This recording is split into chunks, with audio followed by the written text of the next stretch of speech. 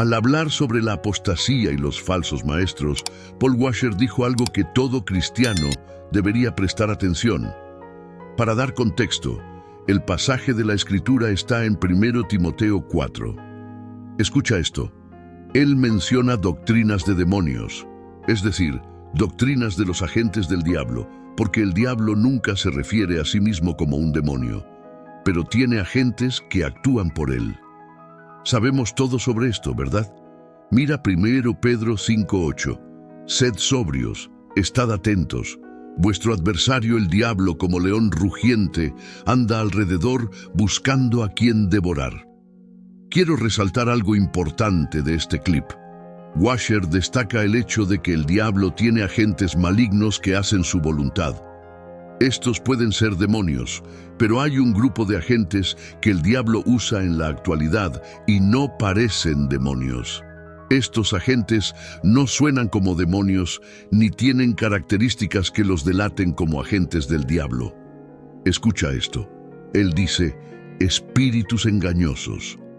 La palabra originalmente significaba un vagabundo y luego llegó a significar un engañador o impostor, alguien que deambula de pueblo en pueblo fingiendo ser algo que no es, engañando y mintiendo a la gente. Pablo podría haber estado usando esto en referencia a esos maestros itinerantes que le causaban tantos problemas. El peligro de los falsos maestros es que te presentarán una cosa, pero te darán algo falso. Mateo 24:4 dice, porque se levantarán falsos cristos y falsos profetas y mostrarán grandes señales y prodigios para engañar, de ser posible, aún a los elegidos. Te presentarán paz, pero te darán desesperanza y desesperación, todo lo contrario de la paz. El peligro de los falsos profetas es que te dirán todo lo que quieres escuchar sobre prosperidad, buena salud y cosas buenas, pero no te hablarán de Jesucristo y de cómo Él requiere que nos arrepintamos y nos alejemos del pecado. Quiero provocarte a pensar en esta pregunta. Cuando el diablo te mira, ¿qué ve? ¿Ve un blanco fácil? ¿Ve a alguien espiritualmente vulnerable a los ataques? ¿Ve a alguien perdido, desanimado y listo para rendirse? Debes entender que nada está oculto en el reino espiritual. Déjame darte un ejemplo en Hechos capítulo 19. La Biblia nos dice que Dios estaba haciendo milagros extraordinarios a través de Pablo y estos eran realmente asombrosos. Tan fuerte era la unción de Dios sobre Pablo que la Biblia dice que incluso los pañuelos o delantales que habían tocado su piel eran llevados a los enfermos y las enfermedades los dejaban y los espíritus malignos salían de ellos. Ahora en Hechos 19:13-16 dice que algunos judíos que andaban expulsando espíritus malignos intentaron invocar el nombre del Señor Jesús sobre los que estaban poseídos por demonios. Decían, en el nombre de Jesús, a quien Pablo predica, os ordeno que salgáis. 7 hijos de Sceva, un jefe de los sacerdotes judíos, estaban haciendo esto. Un día el espíritu maligno les respondió, a Jesús conozco y sé quién es Pablo, pero vosotros, ¿quiénes sois? Entonces el hombre que tenía el espíritu maligno saltó sobre ellos y los dominó a todos. Les dio tal paliza que huyeron de la casa desnudos y heridos. Lee el versículo 15 nuevamente. La Biblia dice, un día el espíritu maligno les respondió, Jesús conozco y sé quién es Pablo, pero vosotros, ¿quiénes sois? El demonio sabía quién era Jesús, veía su autoridad, la valentía con la que hablaba y definitivamente veía el poder de Dios en Jesús. Lo interesante es que el demonio también sabía quién era Pablo. El demonio veía la unción sobre Pablo, veía la presencia de Dios que se movía con él y causaba esas maravillosas obras. Milagros extraordinarios estaban ocurriendo. Pero de repente aparecieron estos 7 hijos de Sceva. Ellos vieron lo que Jesús hacía, vieron lo que Pablo hacía, vieron los milagros que Dios realizaba a través de Pablo y querían ser parte de eso. Querían involucrarse y participar en la acción. Antes de continuar, déjame decirte que nunca debes envidiar el don de otra persona. Nunca desees tener la unción que está en la vida de otra persona, porque no sabes el precio que han pagado. No sabes cuántas horas han pasado en oración buscando el rostro de Jesús. No sabes lo que han tenido que dejar atrás y sacrificar para responder al llamado de Dios. Estos 7 hijos de Esceva no sabían que hay un precio a pagar por estar ungido. No sabían que para poder expulsar demonios, tu relación con el Señor tenía que ser más profunda que solo tus palabras. Tenía que ser tu estilo de vida, tu centro, todo tu ser. Entonces, estos 7 hombres intentaron expulsar demonios imitando la unción. Intentaron reprender demonios imitando el poder de Dios que vieron en Pablo. Hechos 19:16 dice: Entonces el hombre en quien estaba el espíritu maligno saltó sobre ellos y los venció a todos, dándoles tal paliza que huyeron de la casa desnudos y heridos. Los demonios vieron a través de ellos. Los demonios vieron que estos 7 hombres eran solo palabras sin sustancia. Los demonios vieron a través del acto físico y dijeron: un momento, estas personas no practican lo que predican en el espíritu. Estas personas no tienen autoridad, no tienen un cerco de fuego alrededor de ellos, no tienen una vida de oración seria. Estos tipos no son rival para nosotros. Y me parece increíble que la Biblia diga que el espíritu maligno saltó sobre ellos, los venció, les dio una paliza y esa paliza los dejó desnudos y heridos. Es una lección para todos nosotros.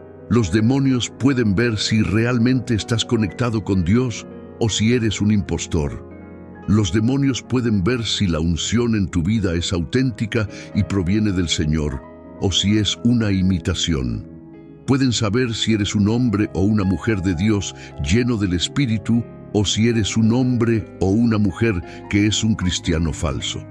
Hermanos, depende de nosotros decidir si aprovechamos la unción, los dones y el poder que Dios nos ha dado. Así que te haré esta pregunta una vez más. Cuando el diablo te mira, ¿qué ve? ¿Ve a un hombre o mujer cristiano que tiene una relación íntima con Jesucristo? ¿Ve a una persona tibia o a alguien que realmente arde con amor y pasión por las cosas de Dios? El esfuerzo y el tiempo que dedicas a desarrollar una relación con Jesucristo es visible para todos en el mundo espiritual. Asegúrate de vivir una vida de sustancia y no una forma de cristianismo falso. A menudo preguntas a Dios cuándo vendrá tu avance, cuándo llegará tu bendición. No sé tú, pero ¿alguna vez has sentido que todos a tu alrededor están siendo bendecidos, que están siendo elevados, progresando y avanzando, mientras tú te sientes estancado? Creo que a veces podemos estar bloqueando nuestras propias bendiciones debido a varias cosas que estamos haciendo o quizás a las personas con las que estamos asociados. Una de las principales causas o impedimentos para un avance es la duda. La duda es una incertidumbre de creencia, una falta de confianza en algo. Ahora, si un cristiano duda, esto es un asunto serio, porque la duda para un cristiano significa incredulidad en Dios. Es incredulidad en la palabra de Dios. Y por lo tanto, la duda es algo muy serio. Es un asunto serio que a menudo resulta en que muchas personas no experimenten plenamente la bondad de Dios, las bendiciones de Dios. Todo porque quieren una razón, quieren respuestas, quieren un plano de cómo, cuándo, por qué y dónde, pero Dios no trabaja así.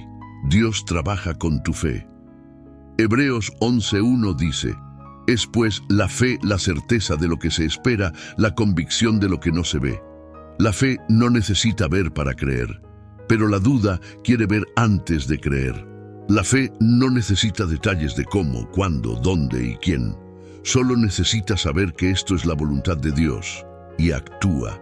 Pero la duda quiere un mapa, el plano y detalles paso a paso antes de cualquier acción. Un cristiano con duda hace preguntas como, ¿dónde estaba Dios cuando esto sucedió? Pero la fe se aferra a Mateo 28:20 que dice, enseñándoles que guarden todas las cosas que os he mandado, y he aquí, yo estoy con vosotros todos los días hasta el fin del mundo. El diablo es una de las fuentes más potentes de duda. Su propósito es hacerte dudar de la palabra de Dios, del plan de Dios y de sus promesas. La duda obstaculiza tu relación con el Señor. Trabaja para desanimarte. La duda te hace cuestionar si Dios realmente es un proveedor, te hace cuestionar si Dios todavía puede sanar o si puede proteger. Esto es obra del enemigo. El enemigo te hace mirar tus problemas en lugar de mirar a Dios. Y si nos dejamos llevar por la duda y no nos levantamos en fe, ¿cómo experimentaremos el gozo de la bendición de Dios? La duda puede ser lo que está bloqueando tu próximo avance, porque has puesto condiciones y limitaciones al Señor. Te animo a luchar y vencer la duda a través de la fe. Cuando alimentas tu fe, la duda se va. Cuando alimentas tu fe, la incredulidad se destruye. Además, las personas a menudo bloquean su propio avance o bendición porque intentan hacer las cosas a su manera. Como humanos, tendemos a querer hacer las cosas a nuestra manera y en nuestro tiempo.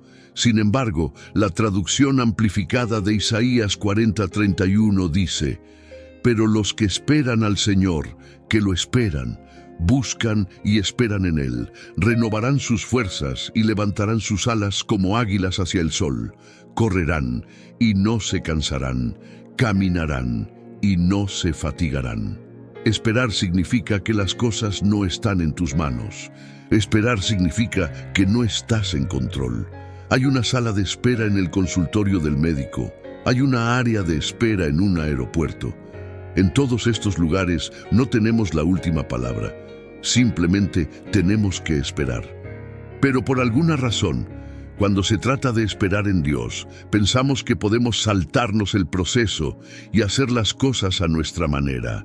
Entonces, en lugar de esperar que Dios te dé la oportunidad correcta en el momento adecuado, te fuerzas a ti mismo a una mala situación solo porque no pudiste confiar en Dios en la sala de espera. Lo mismo se puede decir de un cónyuge. En lugar de esperar en oración a un hombre o mujer piadoso para casarte, te unes en yugo desigual con alguien solo por temor a esperar y perder la oportunidad. Al hacer esto, estás bloqueando tu propia bendición. Hay una bendición en esperar en Dios, y creo que debemos aprender a esperar. Deja de ver la espera como algo pasivo y aburrido. No estás indefenso cuando esperas en el Señor. Más bien, esperar significa que estás en paz con el plan de Dios. Estás de acuerdo con su horario. Nunca te beneficiarás a largo plazo si decides tomar las cosas en tus propias manos. Sin embargo, aquellos que esperan en el Señor, los que ponen su confianza y fe en Él, seguramente verán la bondad de Dios. Ahora, una de las razones por las cuales las personas a menudo bloquean su propia bendición es la inconsistencia, una tendencia a ser intermitente en su relación con el Señor. Ser inconsistente es vivir una vida de contradicción. Hebreos 13:8 dice, Jesucristo es el mismo ayer, hoy y por los siglos. Esto significa que Cristo nunca cambia. Cristo siempre es consistente. Creo que como creyentes, si queremos recibir todas las bendiciones que Dios tiene para nosotros, si queremos experimentar los avances y victorias que son nuestros en Cristo, entonces debemos ser consistentes. Debemos ser consistentes en nuestras vidas de oración, en meditar en la palabra de Dios, en vivir una vida de pureza. Tener un pie dentro y un pie fuera es el signo de un creyente tibio. Te animo a ser consistente en tu caminar con Dios, a ser consistente en rechazar los avances del diablo. Podemos aprender de Daniel. Daniel oró durante 21 días antes de recibir una respuesta de Dios. ¡Qué consistencia! 21 días de oración constante, esperando fervientemente la respuesta de Dios. Todos podríamos beneficiarnos de tal consistencia a medida que avanzamos en la vida. Un avance siempre vendrá cuando hay consistencia, cuando hay un cierto nivel de dedicación en tus acciones día tras día. Si estás esperando y te preguntas qué es lo que está bloqueando tu avance, podría ser tu inconsistencia con Dios. Un día estás dedicado, al siguiente no te importa tanto. Un día estás encendido y al siguiente estás frío como el hielo. Te animo a ser consistente para obtener el avance, a ser consistente en servir fielmente al Señor. Tu avance está en esto. Para cada hombre, mujer, niño y niña que escucha, derrota la duda en tu vida sumergiéndote en la palabra de Dios. Medita en las Escrituras, llena tu mente con las Escrituras. Mientras haces esto, sigue esperando pacientemente en el Señor. Espera en el Señor y Él renovará tus fuerzas. Y finalmente, sé consistente, sé totalmente entregado a Cristo. Quiero hablarte sobre la fortaleza de un creyente. Todos podemos recordar un momento o una situación en la que alguien en nuestra vida demostró fortaleza. Y no estoy hablando de fortaleza física. No estoy hablando de un padre levantando a sus hijos con un brazo mientras lleva todas las bolsas del supermercado con el otro. Estoy hablando de verdadera fortaleza. La fortaleza que se ve cuando ocurre un desastre, cuando un huracán o tornado destruye la casa familiar, derriba las paredes, rompe las ventanas y no deja nada en pie. Sin embargo, la pareja que aparentemente perdió todo puede salir de esa situación alabando a Dios porque sobrevivieron. Eso es fortaleza. Pienso en José. Después de tanta traición por parte de sus hermanos, de tanta traición de su propia sangre, Él los perdonó. Lo dejaron por muerto y Él los perdonó. No sé si realmente entiendes el nivel de fortaleza y gracia que se necesita para hacer eso, porque si fuera un extraño quien te dejara en un pozo para ir a la esclavitud o morir, quizás podrías soportarlo. Pero tu propia familia, esto es más doloroso por quienes son para Él. Sin embargo, a José se le dio la fortaleza para perdonar y lo hizo con gracia. No fue un momento de «te perdono» al azar. Génesis 50, 19, 21 dice, «Pero José les dijo, no temáis. ¿Acaso estoy yo en lugar de Dios? Ustedes pensaron hacerme mal, pero Dios lo transformó en bien para que muchos puedan vivir hoy. Así que no teman, yo cuidaré de ustedes y de sus hijos». Con estas palabras, José los tranquilizó y les habló con amabilidad. Este es un hombre que hablaba desde una posición de fuerza en el Señor. No podrías perdonar algo así por tu propia voluntad. Necesitas gracia. Independientemente de nuestra denominación, ya sea que seas católico o bautista, todos los que creemos en Jesucristo debemos construir nuestra fortaleza y confianza en el Señor. No te despiertas un día con la fuerza y confianza para enfrentar a un Goliat. Ni siquiera David pudo hacerlo. La Biblia dice en 1 Samuel 17, 34, 36, David le dijo a Saúl, «Tu siervo era pastor de ovejas de su padre, y cuando venía un león o un oso y tomaba un cordero del rebaño, salía tras él, lo hería y se lo arrancaba de la boca. Y si se levantaba contra mí, lo tomaba por la quijada, lo hería y lo mataba. Este filisteo incircunciso será como uno de ellos, porque ha desafiado a los ejércitos del Dios viviente». David enfrentó leones y osos antes de poder enfrentar a un guerrero gigante. Dios lo sometió a estas pruebas para fortalecerlo, y creo que Dios hace lo mismo con nosotros como creyentes. El Señor nos lleva a diferentes situaciones en nuestras vidas para que podamos ser probados y crecer. Una prueba aquí para fortalecer tu fe, otra para fortalecer tu necesidad de leer la palabra de Dios, otra para fortalecer tu vida de oración. Cada prueba tiene un propósito. Cada prueba sirve para edificarnos en el Señor. Él trabaja en tu paciencia si esa es tu debilidad y te humilla si el orgullo se interpone en el camino de su reino. A través de todas estas pruebas, aprendes a confiar en Jesús. Aprendes a confiar realmente en Él y ahí es donde encuentras fortaleza. Ahí encuentras verdadera fortaleza. La única razón por la que David pudo enfrentar a Goliat fue porque confiaba en Dios. Confiaba en que Dios lo ayudaría y esa era su fortaleza. La única razón por la que José pudo perdonar a sus hermanos fue porque confiaba en Dios. Confiaba en que lo que se había planeado para mal, el Señor lo transformaría en bien y esa era su fortaleza. Moisés pudo enfrentar a Faraón porque confiaba en el Dios de Yo Soy. Así que te hablo directamente a ti, si te sientes impotente en la situación en la que estás, hasta que no empieces a confiar en Dios, nunca tendrás una fortaleza real, duradera y verdadera.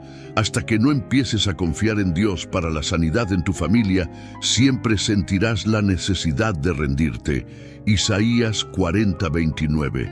Nos dice que Él da fuerzas al cansado y aumenta el poder de los débiles. Confiar en Dios produce valentía, tenacidad y coraje. Cuando Pedro caminó sobre el agua, fue porque confiaba completamente en Dios. Las leyes de la naturaleza no se aplicaban porque él confiaba en Dios. Las leyes de la gravedad o la física no importaban simplemente porque tenía total confianza en Dios. Pero en el momento en que esa confianza comenzó a convertirse en duda, empezó a hundirse. Escúchame cuando te digo esto. Los más fuertes entre nosotros son aquellos que confían plenamente en Dios. Job no podría haber pasado por lo que pasó y seguir siendo fiel si no confiaba completamente en Dios. Abraham no habría llegado al punto de casi sacrificar a su único hijo, su hijo milagro, a menos que confiara en Dios. Entonces, déjame preguntarte, ¿tienes verdadera fortaleza? ¿Confías en Dios? Yo estoy orando por una fe sin fronteras. Quiero creer con todo mi corazón y alma, con cada fibra de mi ser, que Dios puede hacer lo imposible, que puede usarme para su gloria, que puede sanarme de las cicatrices de un pasado doloroso. Deseo tener una confianza sin límites, de modo que si leo la Biblia y dice que Dios peleará por mí y que yo guardaré mi paz, no tenga ninguna duda en mi mente de que, ya sea que la pelea sea contra un espíritu demoníaco o contra el mismo diablo, Dios peleará por mí. Así que te animo a confiar en Dios, a confiar completamente en Él. No razones, no calcules, solo confía en Él. Recuerda que cuando el espíritu de miedo intente entrar en tu vida, recuerda estas palabras: eres de Dios y en Él no hay miedo. El diablo se opone a todo lo que es de Dios y debemos ser conscientes de esto. Donde Dios está, hay victoria, triunfo, valentía, paz y amor puro. El diablo, en cambio, representa miedo, ansiedad, preocupación, todo lo que intentará desviar tu enfoque de Dios. Necesitamos ser conscientes de esto. Jesús es la luz pura, el camino, la verdad y la vida. El diablo es oscuridad, engaño y el padre de mentiras. La Biblia dice en 2 Corintios 11:14, y no es de extrañar, porque el mismo Satanás se disfraza como ángel de luz. Como creyentes, la palabra de Dios nos dice que no hemos recibido un espíritu de miedo, sino de poder, amor y una mente sana. El poder vence al miedo. En el amor perfecto de Dios no hay miedo, y una mente sana y en paz es lo opuesto a una mente temerosa. Jesús hizo una promesa en Hebreos 13:5. Mantengan su vida libre del amor al dinero y estén contentos con lo que tienen, porque Dios ha dicho, nunca te dejaré ni te abandonaré. Si no lo sabías, el dinero no te salvará, no comprará vida eterna ni te dará otro minuto aquí en la tierra. Pero si tienes a Jesucristo, tienes la eternidad en el cielo. Nada en esta tierra puede prometer nunca dejarte ni abandonarte, pero Jesús puede. Él ha prometido estar contigo hasta el fin del mundo.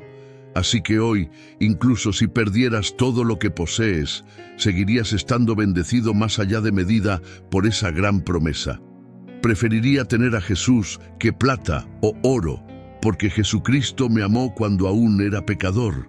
Me amó a pesar de mi pecado, independientemente de mis errores, y no se deja influir por mis muchas faltas. Eso es gracia. Es importante examinarte a ti mismo contra el estándar de Dios y su palabra. Pregúntate, ¿qué cosas impías tolero? ¿En qué conversaciones impías estoy involucrado? ¿Qué pensamientos impíos estoy entreteniendo?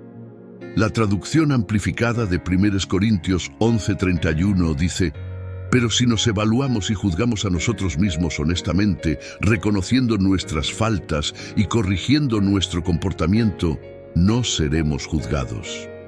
Este tema de autoevaluación, autoexamen y juicio propio es muy importante si queremos ser cristianos que viven una vida agradable al Señor. Cuando se trata de ser cristiano, de ser hijo de Dios, ¿qué estás persiguiendo? ¿Qué estás buscando? Tu prueba será un testimonio para que otros vean cómo también pueden lograrlo. La palabra que quiero darte es que ya estás equipado con lo que necesitas para sobrevivir a esto. Ya estás equipado con lo que necesitas para superar esto. Tienes lo que se necesita. Tienes más que suficiente. Así que empieza a declarar que eres un vencedor. Eres más que un conquistador. Tus ojos físicos pueden no verlo aún, pero activa tus ojos espirituales y declara la palabra de Dios que dice: he vencido por la sangre del Cordero y la palabra de mi testimonio. Hay poder en la sangre de Jesús y sus planes para ti son para prosperarte. Son planes buenos para darte esperanza y un futuro, porque eres muy importante para Dios. Empieza a ver el valor en tu vida a través de la palabra de Dios. Dios está tratando de decirte que sí, eres tan importante. Puedes superar esto si te aferras a mí, si te aferras a mi palabra y mis promesas. La tormenta que enfrentas podría ser Dios, diciéndote que necesitas pasar por esto por una razón específica y en esta temporada específica. Antes de ir a buscar soluciones en otro lugar, en Jesús tienes a alguien que mueve montañas, a un Dios que hace milagros, a un Dios que puede abrir un camino donde parece no haberlo. Nada es imposible para Dios. Quiero animarte a que te asegures de estar arraigado en Jesucristo.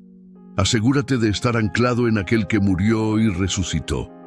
Asegúrate de que tu esperanza y tu fe estén construidas sobre la firme base que es el Hijo de Dios. Toma el ejemplo de Daniel en la Biblia. Aunque fue lanzado al foso de los leones, su fe fue inquebrantable. Estaba anclado en Jesús. Mira a Pablo y Silas, golpeados y encadenados en una prisión oscura, pero aún encontraron la fe para orar y alabar al Señor a medianoche. ¿Por qué? Porque sabían que aquel en quien estaban anclados era mayor que sus circunstancias.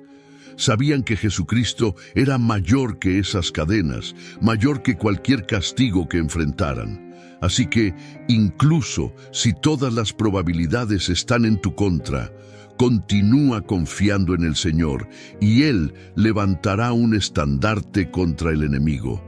Pueblo de Dios, no te sientas derrotado en tu corazón, no te sientas derrotado en tu mente. No importa lo que enfrentes, mantente anclado y firme en Jesús.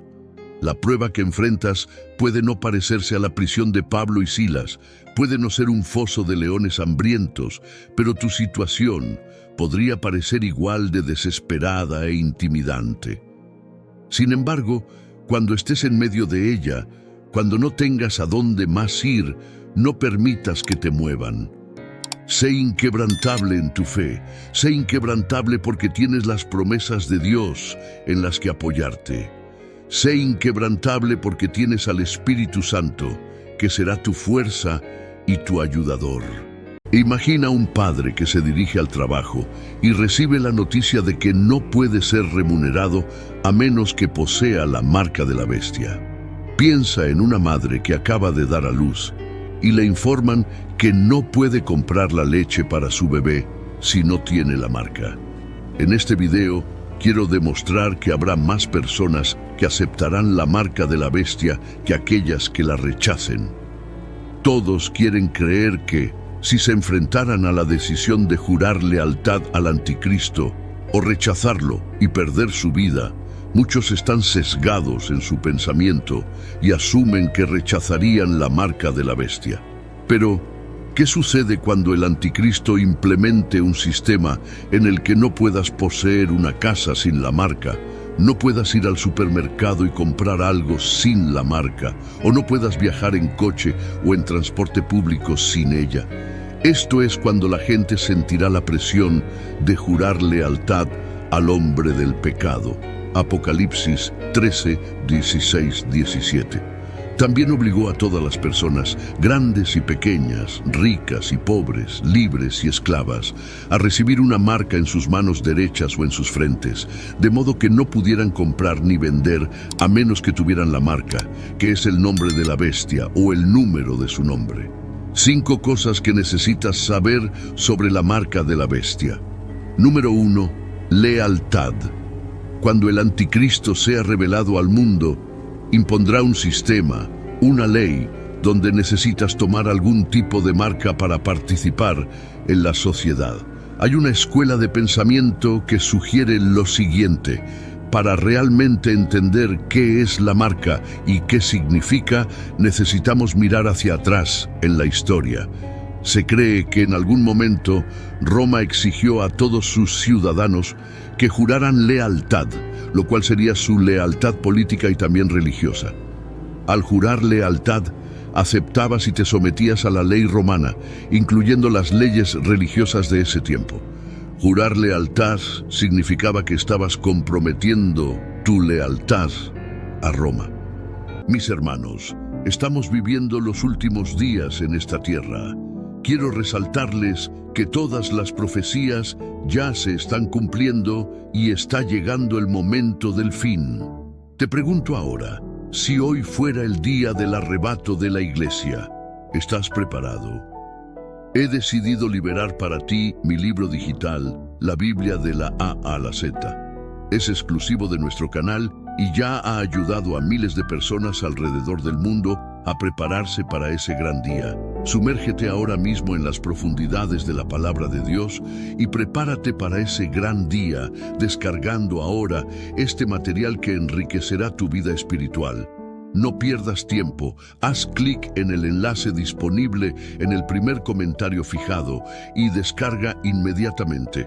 Las unidades son limitadas, por lo tanto, es crucial actuar ahora para asegurar que el acceso a este poderoso material, hazlo ahora antes de que las unidades se agoten.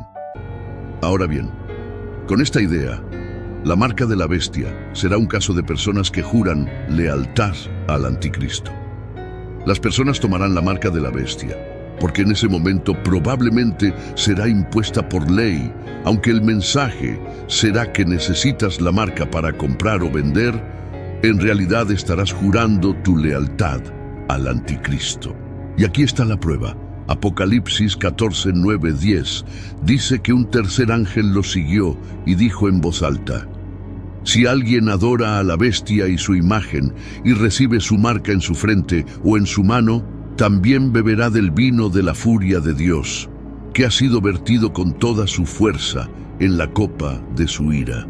Serán atormentados con azufre ardiente en presencia de los ángeles santos y del Cordero. Aquellos que tienen la marca han sometido al anticristo y por lo tanto han rechazado Dios, lo que a su vez resulta en que esos individuos sientan toda la fuerza de la ira de Dios. Número 2. La marca.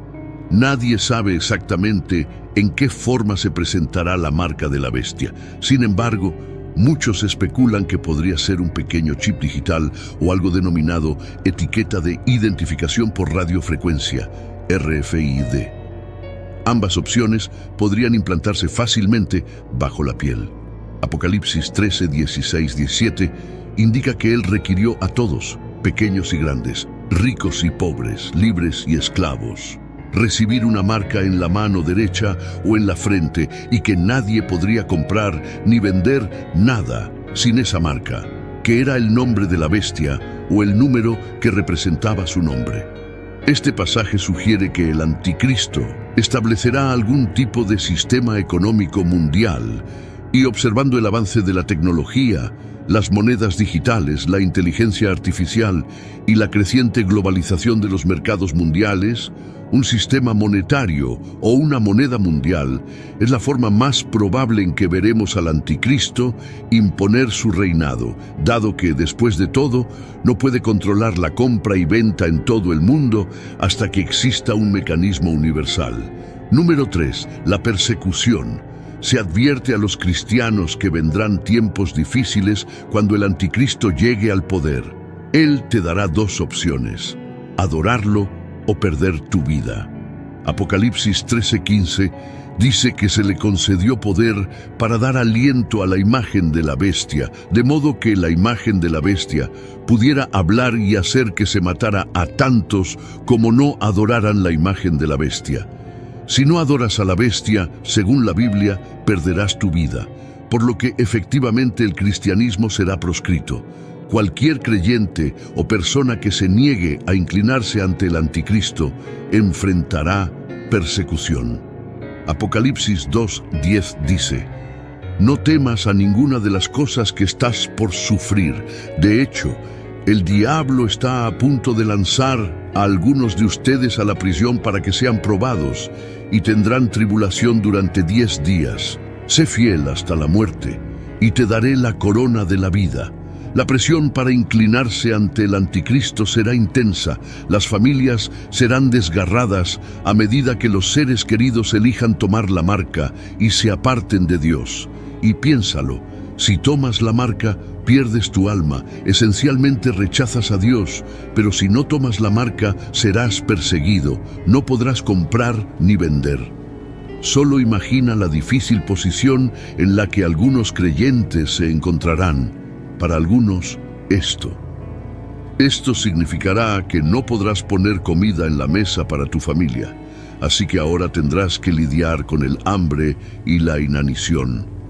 Para otros, no podrás trabajar, no recibirás ingresos y por lo tanto serás incapaz de pagar tu hogar e hipoteca, y quizás esto te obligue a esconderte. Estos son solo escenarios hipotéticos, pero quiero pintar un cuadro que muestre lo difícil que serán las cosas para los creyentes durante el tiempo del anticristo. Número 4. Gran maldad. En esos días, el mundo verá una gran maldad como nunca antes. Aquí están algunas de las cosas que verás durante el reinado del anticristo. Mateo 24:15-16 dice que, por lo tanto, cuando veas la abominación desoladora de la cual habló el profeta Daniel, en pie en el lugar santo, el que lea que entienda, entonces los que estén en Judea huyan a las montañas. Una abominación es algo que provoca disgusto o odio, es un gran pecado, comúnmente digno de muerte, y la desolación es un estado de vacío completo o destrucción. Cuando Jesús dijo esto, de hecho, nos estaba advirtiendo que alguien, o quizás algún evento que la gente detestara, estaría en el templo algún día. Cuando ese horror ocurra, los residentes de Judea deberían buscar refugio sin demora. Además, habrá idolatría generalizada en la tierra. Habrá personas en este mundo que adorarán e idolatrarán al anticristo porque él sufrirá lo que la Biblia llama una herida mortal, pero milagrosamente se recuperará. Además de esto, el anticristo blasfemará abiertamente contra Dios, hablará contra Jesucristo y buscará insultar el nombre del Señor. En cuanto a los corazones de las personas, 2 Timoteo 3 nos dice que las personas serán corruptas y se alejarán de Dios. Personas que tendrán una forma de piedad, pero no tendrán el poder de Dios actuando en sus vidas.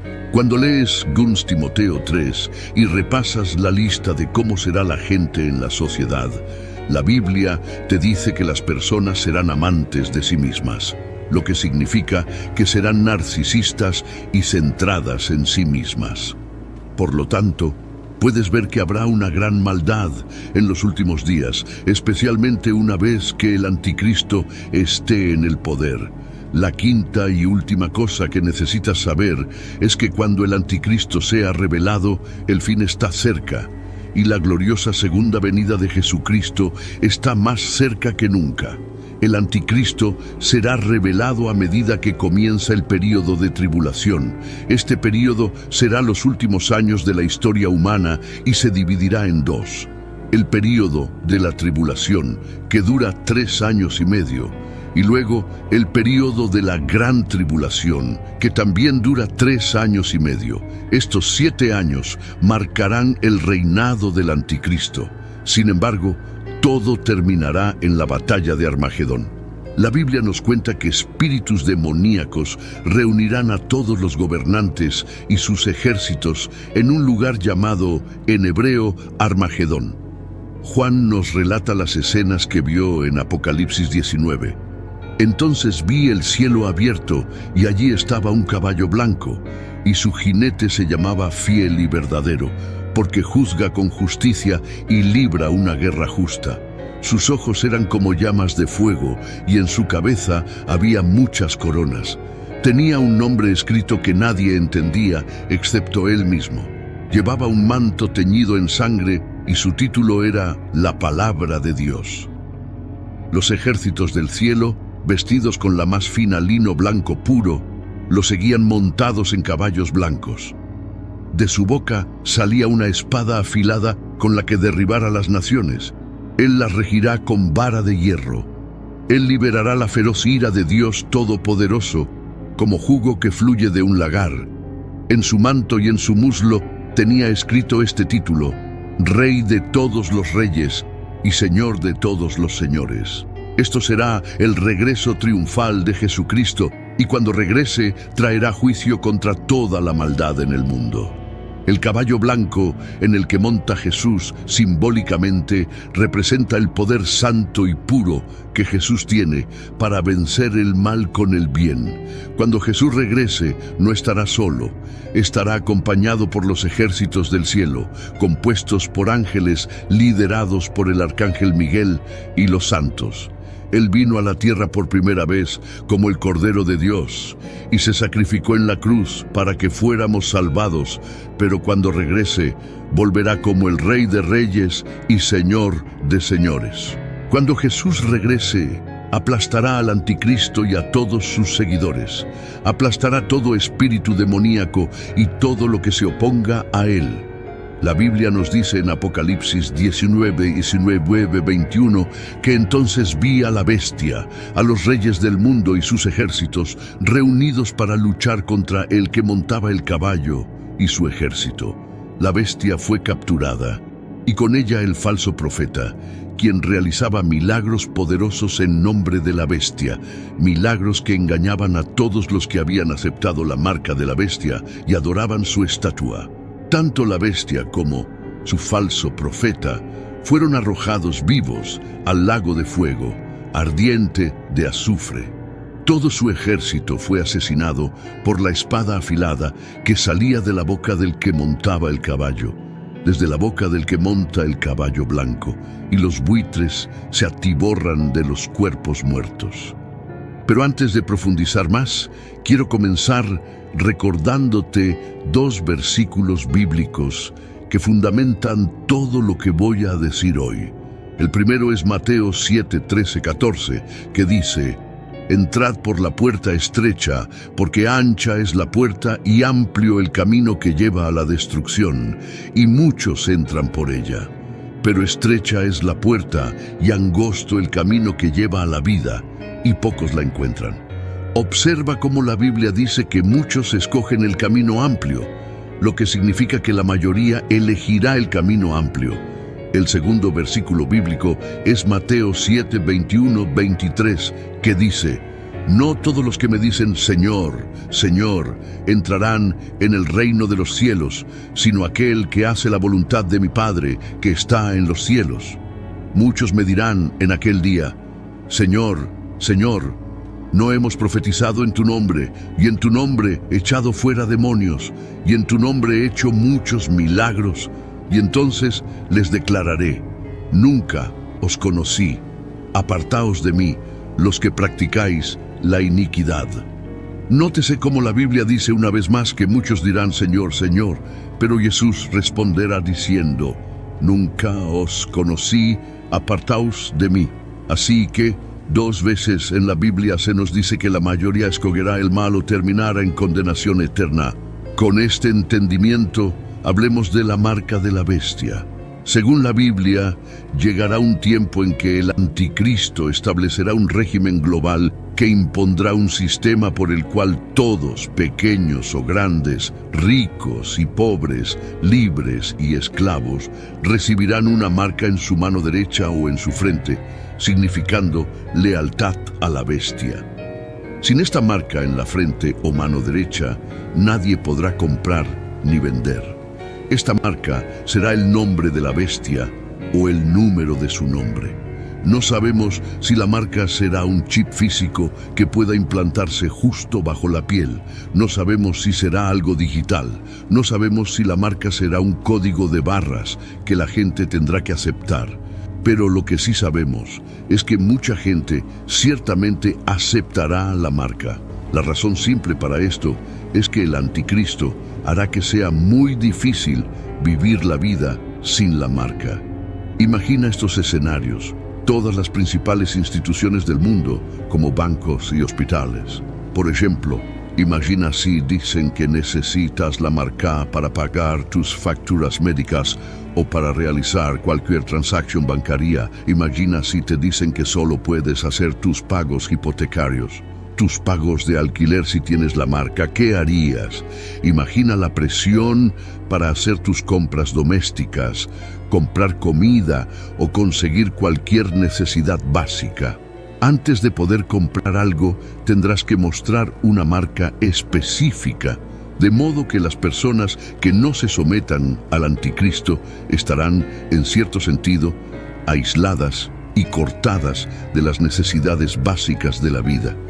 La mayoría de las personas encontrarán estas presiones demasiado grandes y venderán sus almas al diablo.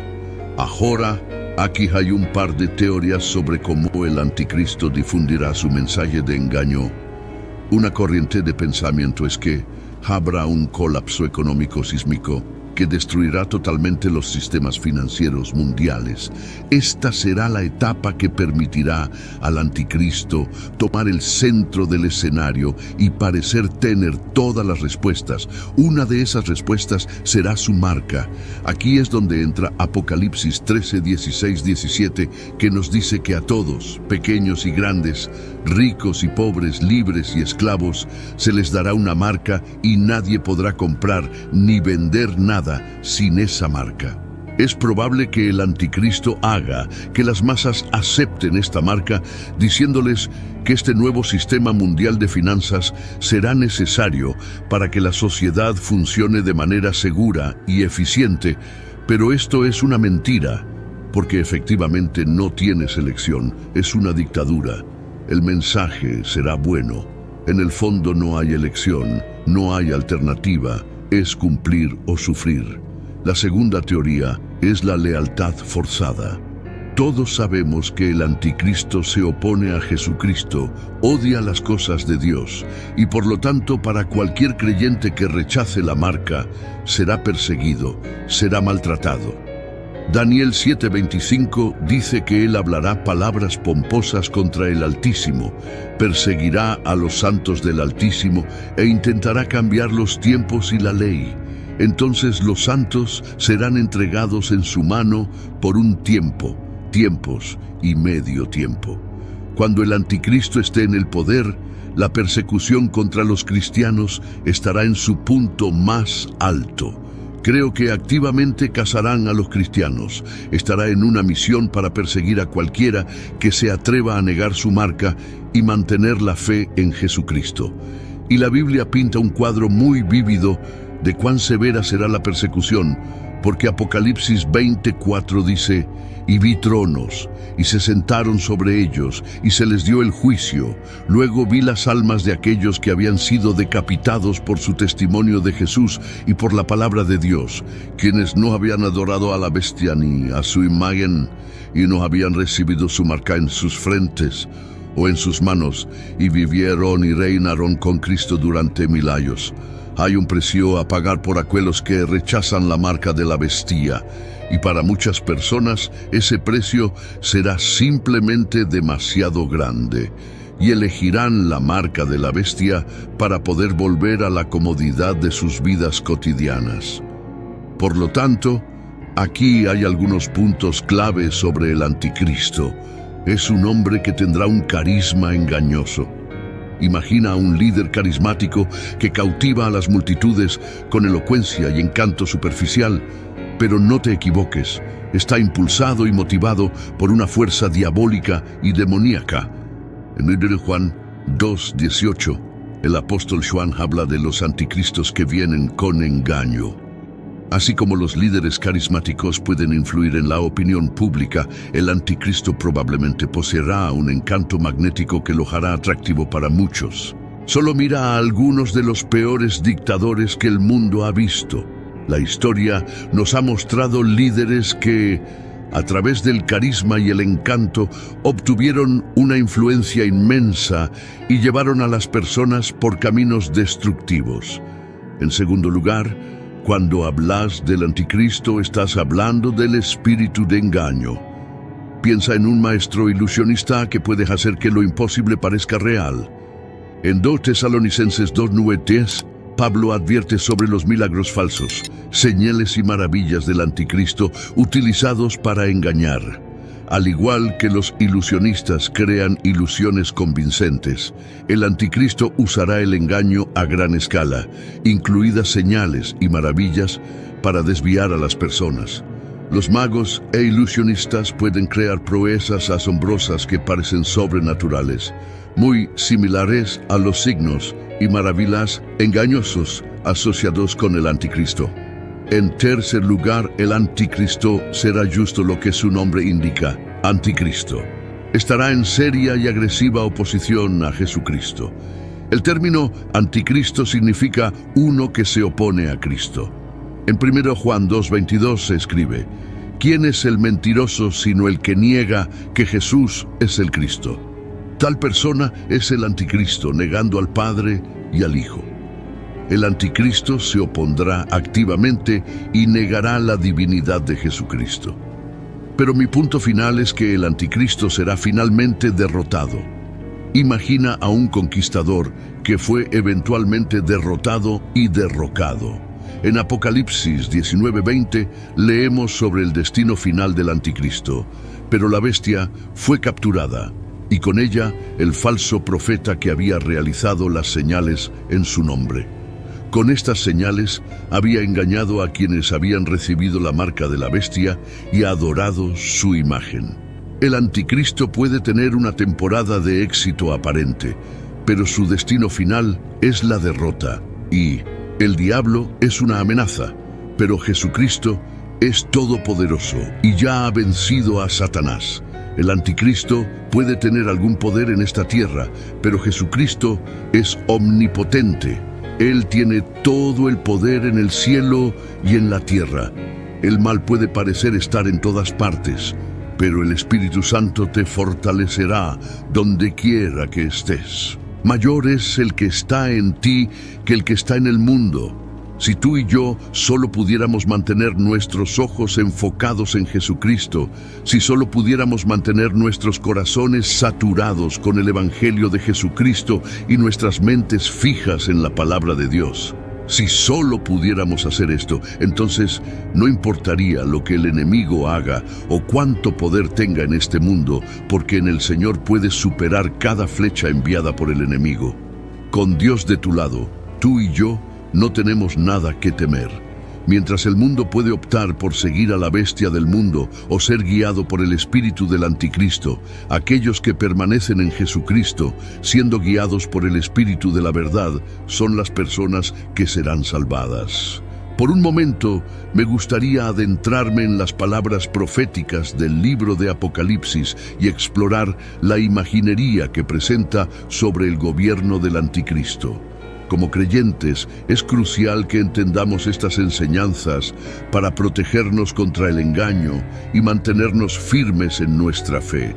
En Apocalipsis 13, 11, 12 encontramos una descripción vívida del ascenso al poder del anticristo. Habla de una bestia que surge de la tierra, con cuernos como los de un cordero, pero que habla como un dragón. Este lenguaje figurativo simboliza la naturaleza engañosa del anticristo. A primera vista, la apariencia puede parecer inofensiva, parecida a un cordero manso. Sin embargo, las palabras que salen de su boca están llenas del venenoso espíritu del dragón, Satanás mismo. Una de las formas en que el anticristo ejercerá control es a través del establecimiento de una religión mundial única. El mundo será engañado y en algunos casos forzado a inclinarse y adorar al anticristo como si fuera un salvador. Además, las escrituras indican que el anticristo establecerá un sistema monetario mundial único. Este sistema impondrá su autoridad sobre todos, ricos y pobres, grandes y pequeños, independientemente de su estatus social o riqueza. Requerirá una marca en la mano derecha o en la frente, sin la cual nadie podrá comprar ni vender. Esta marca será un símbolo de lealtad al reinado del anticristo, una señal de sumisión a su autoridad. Esto es algo serio para considerar. El sistema monetario mundial representa el deseo del anticristo de controlar cada aspecto de la vida humana, incluso nuestras necesidades básicas. Pero debemos animarnos, porque Dios nos ha advertido de estos eventos con anticipación. Nos ha dado su palabra para equiparnos con discernimiento y sabiduría. La palabra de Dios nos ha dicho esto para que siempre seamos hallados, viviendo en la verdad que está en la Biblia. Porque cuando conoces la verdad y la luz que está en la palabra de Dios, no puedes ser engañado por el anticristo o el espíritu del anticristo, que según la Biblia ya está operando en el mundo hoy en día. Por lo tanto, debemos permanecer firmes en nuestra fe, negándonos a comprometer nuestra devoción a Cristo, incluso si eso significa enfrentar dificultades y persecución. Necesitamos ser vigilantes y discernidores. 1 Juan 4, 3, 4 dice: pero si alguien afirma ser profeta y no reconoce la verdad sobre Jesús, esa persona no es de Dios. Tal persona tiene el espíritu del anticristo, del cual oyeron que viene al mundo, y de hecho ya está aquí. Pero ustedes pertenecen a Dios, mis queridos hijos, y ya han ganado una victoria sobre esas personas, porque el espíritu que vive en ustedes es mayor que el espíritu que vive en el mundo. El espíritu del anticristo ya está aquí en este mundo. Es un espíritu que miente y engaña, razón por la cual vemos que en esta época el mundo llama al mal bueno y al bien malo. Este es el espíritu del anticristo en operación. Pero permítanme recordarles que tenemos la verdad de nuestro lado. Aferrémonos a Jesús, el verdadero Cordero de Dios, quien dio su vida por nuestra salvación. Sumergiéndonos en su palabra y oración, estaremos fortalecidos contra los engaños del anticristo. Que permanezcamos fieles hasta el final, sabiendo que nuestra victoria definitiva se encuentra solo en Cristo. La Biblia nos está llamando a despertar. El Señor quiere que despertemos al hecho de que hay un cielo y un infierno. Hay un día del juicio. Si alguien conduce por la carretera y se adormece o su atención se desvía, podrían perderse algunas de las señales de tráfico que les indican a dónde ir. Bueno, Dios nos ha dado a sus hijos muchas señales para estar atentos. La palabra de Dios está llena de señales para hacernos saber que el tiempo se está acabando. Este mundo no durará para siempre, y eso es una buena noticia. No sé ustedes, pero el cielo, por lo que he leído sobre él, parece ser un lugar mejor, No más lágrimas, no más tristeza, solo alegría, solo paz. Oh, estar en la presencia del Señor por toda la eternidad, lejos de la enfermedad y la enfermedad de este mundo. Para terminar con lo natural, Hebreos 3:12 dice: cuídense, hermanos, de que ninguno de ustedes tenga un corazón malvado e incrédulo que se aparte del Dios vivo. Esta es una advertencia seria, porque Pablo nos está diciendo que debemos asegurarnos de que ninguno de nosotros tenga un corazón malvado e incrédulo, un corazón que se niega a confiar y depender del Señor, un corazón que se aparta del Dios vivo. Permíteme mostrarte por qué la incredulidad es tan paralizante para un cristiano. En Mateo 13, cuando Jesús llegó a su ciudad natal, comenzó a enseñar a la gente en la sinagoga, y el versículo 58 dice: y no hizo allí muchos milagros debido a la incredulidad de ellos. Piensa en eso. Jesús no realizó milagros por causa de la incredulidad.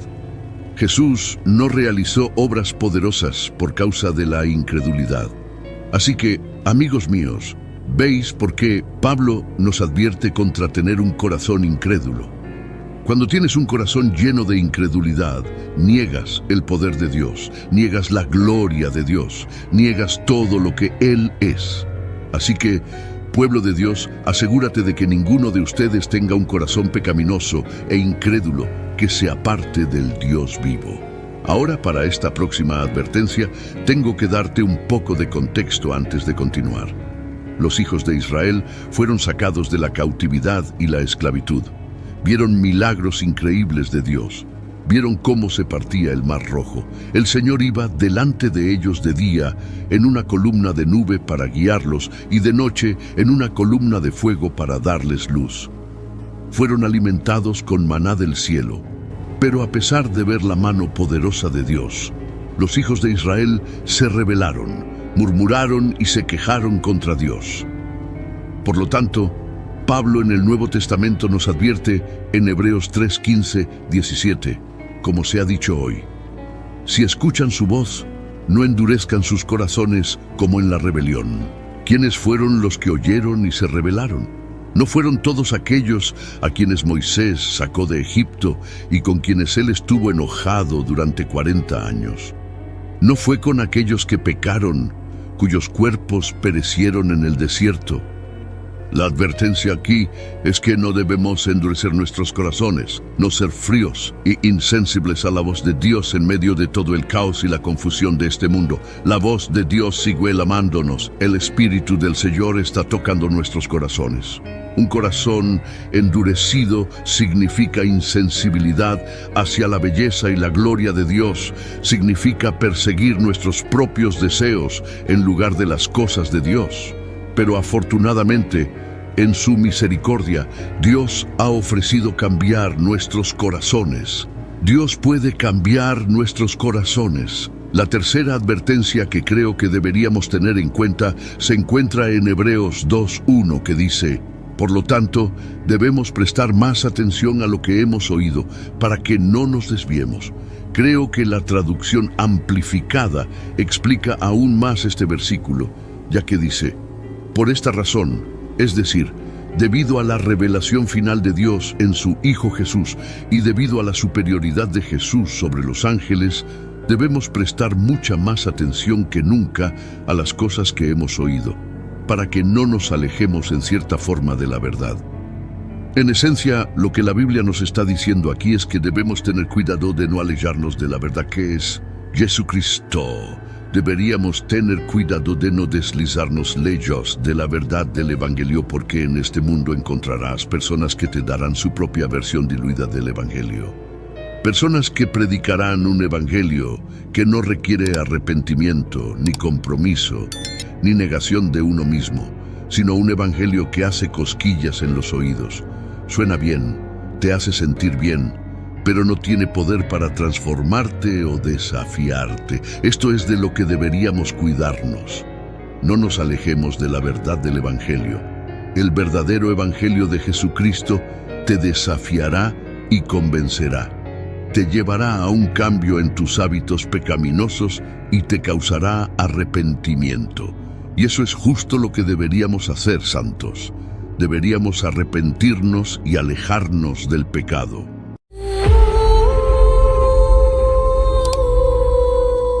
Lo que hará el anticristo en 2024 es impactante. Hay un sentido palpable de urgencia en el aire. Es claro para todos los que creen en la línea profética de Dios que el reloj está marcando el tiempo, y es esencial. El mundo, sin lugar a dudas, se encuentra en una encrucijada donde se desarrolla la línea profética de Dios, y debido a las señales de los tiempos en los que vivimos, la urgencia en nuestros corazones debe reflejar la urgencia de los tiempos. Hay un cambio evidente ocurriendo en nuestro mundo, y un mensaje que no debemos ignorar. El título de nuestro sermón es «Lo que hará el anticristo en 2024 es impactante».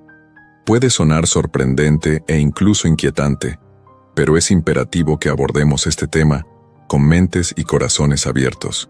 Como creyentes, no solo es nuestro deber, sino también nuestro llamado, discernir las señales de los tiempos y entender la batalla espiritual que se libra en nuestro mundo hoy en día. El propósito de nuestro sermón hoy es doble: llamar su atención sobre la presencia muy real del espíritu del anticristo en medio de nosotros, y arrojar luz sobre cómo este espíritu está preparando el terreno para lo que podría ser una serie impactante de eventos en el año 2024. Nos encontramos en una encrucijada en la historia, donde las mareas de oscuridad y engaño están aumentando, y el reloj avanza hacia lo que podría ser un momento crítico en la historia humana. Para establecer una base bíblica para nuestro sermón, volvamos a las palabras inspiradas del apóstol Juan, que se encuentran en las primeras y segundas epístolas de Juan. En 1 Juan 4:3, leemos estas palabras: «Pero todo espíritu que no confiesa a Jesús no es de Dios, sino del anticristo, del cual ya habéis oído que viene, y que ahora ya está en el mundo». Notemos la verdad profunda transmitida en este verso. El espíritu del anticristo no es simplemente una amenaza futura, es una realidad presente que ya está trabajando en nuestro mundo. Hay un movimiento en esta tierra del espíritu del anticristo. Está sucediendo en nuestras naciones, en nuestras instituciones, en la televisión, en las películas e incluso en nuestros vecindarios locales. Existe un verdadero espíritu del anticristo. A menudo, como cristianos, estamos preocupados por el anticristo, el hombre. Sí, el anticristo vendrá como un hombre real, un hombre de carne y hueso. Pero lo que necesitan saber y recordar es que antes de que se revele en el escenario mundial, antes de que dé un paso al frente y tome el centro del escenario, su espíritu ya está trabajando en el mundo, activamente en acción. Así como ustedes están llenos del Espíritu Santo, hay personas que están genuinamente llenas del espíritu del anticristo. Están guiadas y dirigidas por su espíritu. No necesitan ser teólogos para ver el espíritu del anticristo tomando el control del mundo secular. En 1 Juan 2:18, Juan nos advierte: «Hijitos, ya es el último tiempo, y según vosotros oísteis que el anticristo viene, así ahora han surgido muchos anticristos. Por esto conocemos que es el último tiempo». Las palabras de Juan resuenan con una urgencia que nosotros también debemos reconocer hoy. Estamos en la última hora. Nos dice que incluso en su tiempo había muchos anticristos, aquellos que se oponían a Cristo y buscaban apartar a las personas de su verdad. Ahora pueden preguntarse, ¿por qué es esencial enfocarse en el espíritu del anticristo en lugar de obsesionarse con un individuo específico? La razón es clara. Al entender el espíritu que se opone a Cristo, podemos reconocer mejor sus manifestaciones en el mundo que nos rodea. Podemos discernir las señales de los tiempos no especulando sobre la identidad de una figura en particular, sino observando el aumento de la ilegalidad, el deterioro moral y el engaño que caracterizan nuestra era. ¿Qué hará el espíritu del anticristo en 2024? En esencia, lo que hará el espíritu del anticristo en 2024 es una continuación de lo que ha estado haciendo desde el comienzo de la última hora de la que habla el apóstol Juan. habrá una clara aceleración en el rechazo de la verdad y una aceptación de la oscuridad. En los últimos 15 años, hemos visto una clara aceleración en el rechazo de la verdad, y esto solo continuará en 2024. El espíritu del anticristo, en su núcleo, está en contra de la verdad. Jesucristo es la verdad. Jesucristo es la luz, y podemos ver cómo las corrientes se están moviendo en este mundo cada vez más, ya que las personas ya no aceptan la verdad absoluta. Estamos viviendo en un mundo donde las personas aman la oscuridad. Observen las tonterías que se están aceptando en el mundo hoy en día. Esto no es natural. Es casi como si el sentido común ya no fuera común. Cada persona tiene su propia verdad y esto continuará. Estamos viviendo en un mundo en el que algunos han rechazado la realidad y han decidido vivir en su propia realidad. En preparación para adorar a un hombre, el acondicionamiento de las personas para seguir y adorar a un líder o figura carismática continuará aumentando en los próximos años, incluyendo en 2024, cuando llegue el anticristo. No le tomará décadas ser reverenciado y adorado. En este momento, los corazones de hombres y mujeres de todo el mundo están siendo sutilmente persuadidos por el espíritu del anticristo para depositar su confianza y lealtad en un hombre, en lugar de en Dios. Las personas tienen la percepción equivocada de que cuando llegue el anticristo, tendrá que transformar el mundo y cambiar drásticamente la forma en que opera. Pero eso no es cierto. Cuando el anticristo aparezca y tome el centro del escenario en la sociedad, el mundo ya estará preparado para él. Desafortunadamente, este mismo espíritu del anticristo está presente en muchas iglesias y entre muchos feligreses. Observen las malas conductas que ocurren en algunas iglesias. Observen la inmoralidad presente en algunos entornos religiosos. Numerosas iglesias parecen estar energizadas y dirigidas por el mismo espíritu del anticristo. Puede ser incómodo de escuchar, pero si el anticristo apareciera hoy y comenzara su reinado, hay iglesias que lo abrazarían. No solo lo aceptarían, sino que lo respaldarían. No solo lo respaldarían, sino que también tomarían su marca y lo adorarían. ¿Por qué? Porque están influenciados por su espíritu, que ya está activo en el mundo, allanando el camino para su aparición. Si el anticristo estuviera aquí hoy, hay personas que conocen que lo aceptarían y aceptarían su marca. A menudo subestimamos la influencia y actividad del espíritu del anticristo en nuestro mundo.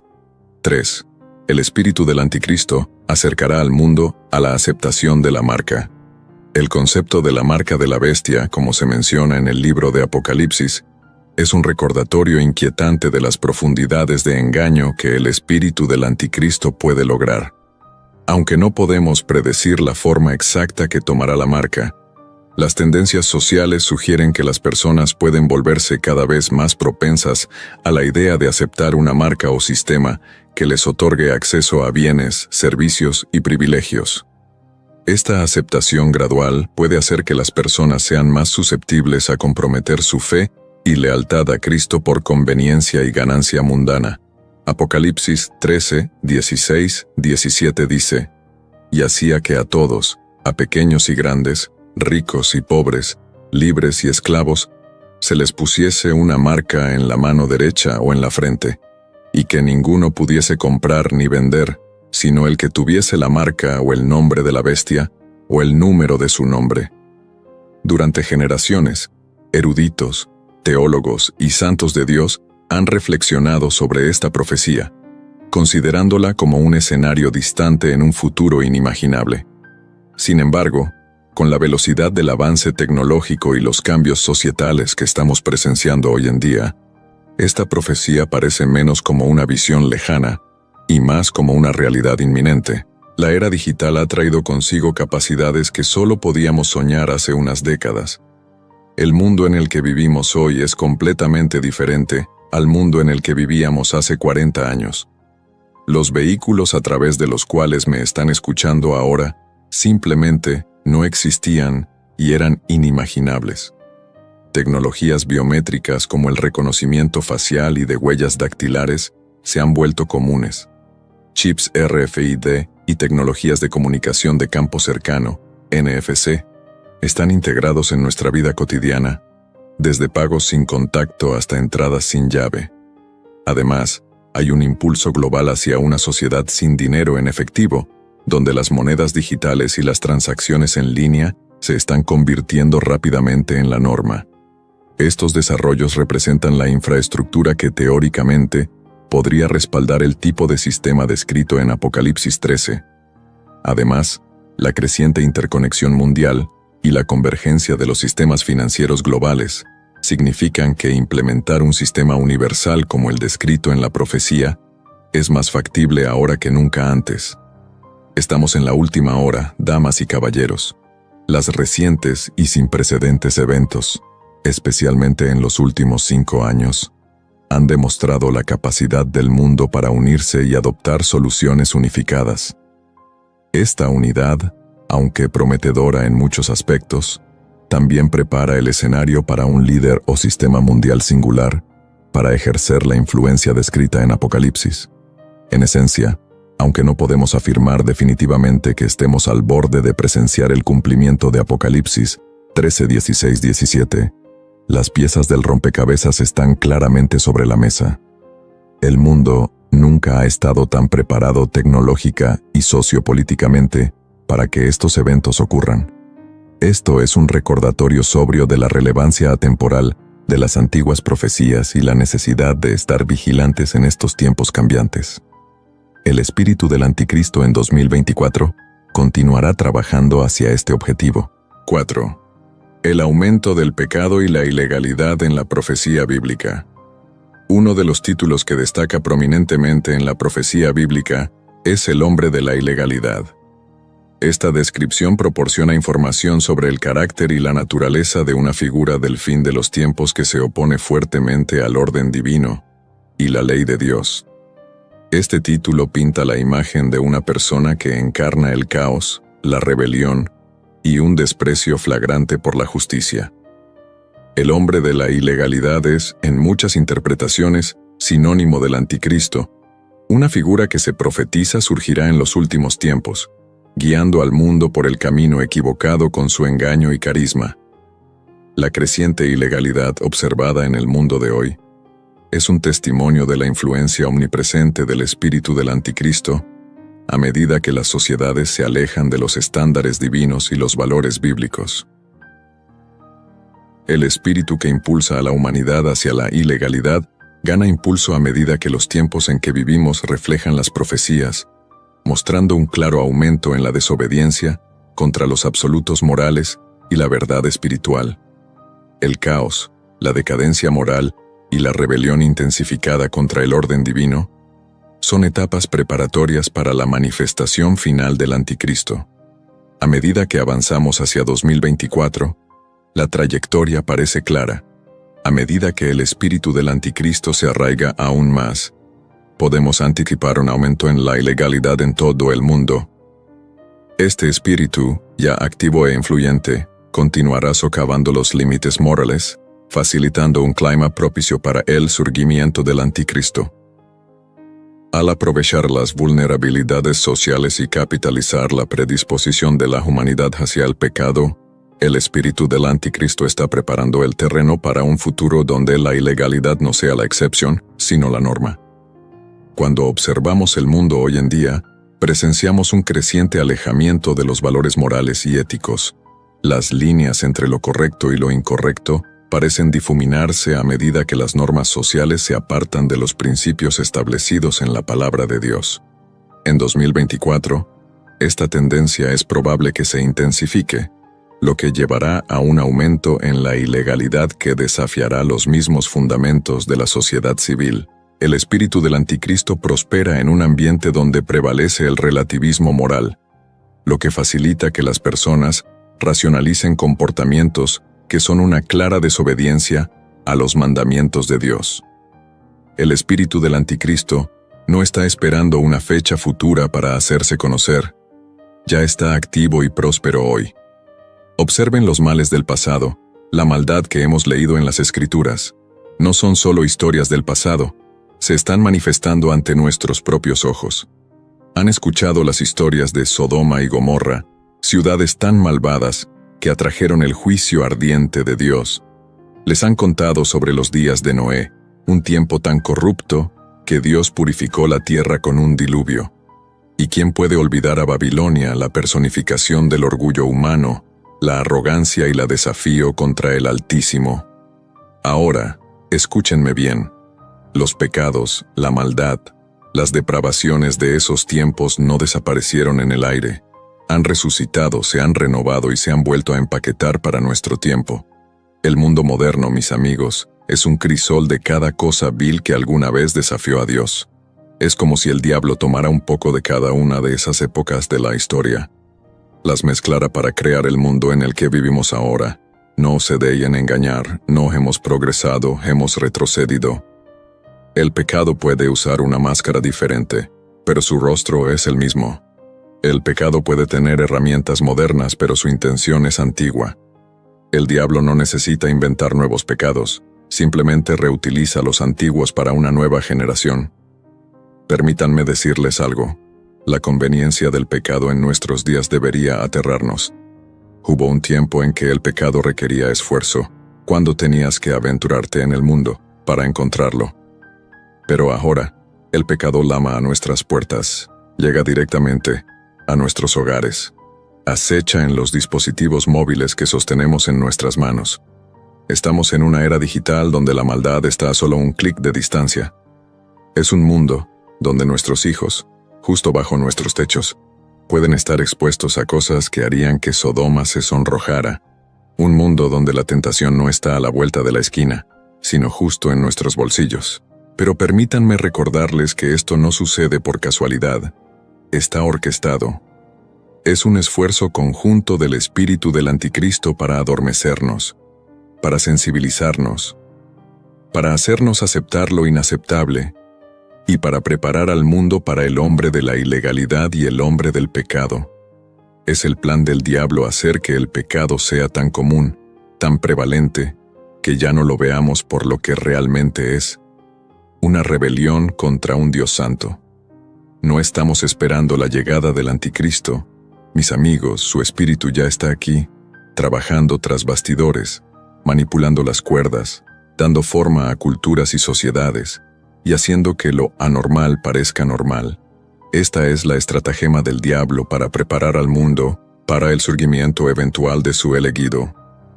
El mundo está al borde del precipicio con el espíritu del anticristo más potente que nunca. Como creyentes, debemos equiparnos con la armadura de Dios, fortalecer nuestra fe y brillar como faros de luz en la oscuridad envolvente. Los eventos de 2024, aunque inciertos en detalles, son indudablemente cruciales en la línea profética de Dios. Seamos diligentes, no solo espectadores, sino guerreros activos por Cristo, manteniéndonos firmes contra la marea engañosa y anunciando el reino de Dios. El momento de prepararse y actuar es ahora, porque la hora está realmente avanzada. Evento profético número 1. El rapto de la iglesia. Para abordar estas 10 profecías, adoptaremos el enfoque pretribulacionista del rapto. El rapto, según la escatología cristiana, es un evento crucial en el cual Jesucristo llamará milagrosamente a todos los cristianos, tanto vivos como muertos, para unirse a Él. Todos los creyentes son transformados instantáneamente y se les otorgan cuerpos glorificados e imperecederos. Este evento repentino ocurrirá en un abrir y cerrar de ojos. Este maravilloso evento incluye la resurrección de los creyentes fallecidos y la transformación de aquellos que están vivos. Este evento marca un momento significativo en el cumplimiento de las promesas de Dios y es un tema de gran interés y debate entre los creyentes. Central para comprender el rapto es la creencia de que ocurrirá antes de la tribulación, un período de gran tumulto y dificultades en la tierra, según se describe en la Biblia. Esta perspectiva, conocida como el enfoque pretribulacionista, sostiene que los creyentes serán librados de la tribulación al ser llevados para estar con Cristo antes de que estos eventos se desarrollen. El concepto del rapto está notablemente respaldado por pasajes en el Nuevo Testamento. En 1 Tesalonicenses 4, 16-17, el apóstol Pablo proporciona una vívida descripción. Porque el Señor mismo descenderá del cielo con voz de mando, con voz de arcángel y con trompeta de Dios. Y los muertos en Cristo resucitarán primero. Luego nosotros, los que estemos vivos y que hayamos quedado, seremos arrebatados juntamente con ellos en las nubes para recibir al Señor en el aire. Y así estaremos siempre con el Señor. Este pasaje enfatiza que el rapto será un evento divino y milagroso, iniciado personalmente por el Señor mismo, no por un ángel ni por ningún otro ser. Significa una intervención directa de Cristo en los asuntos del mundo. Además, el pasaje tranquiliza a los creyentes de que aquellos que han muerto en Cristo no serán olvidados ni dejados atrás. Serán los primeros en resucitar, subrayando el papel integral de la resurrección en el rapto. Esta resurrección no es solo un despertar espiritual, sino que implica una transformación del cuerpo físico que refleja el poder y la gloria de la propia resurrección de Cristo. Para los creyentes, el rapto es una fuente de esperanza y aliento. Es un recordatorio de la victoria final de Cristo y de la vida eterna prometida a aquellos que confían en Él. Sin embargo, el momento exacto del rapto sigue siendo un misterio. Mientras que la perspectiva pretribulacionista del rapto, como se describe en el texto de 1 Tesalonicenses 4, 16, 18, es una creencia ampliamente aceptada entre muchos cristianos.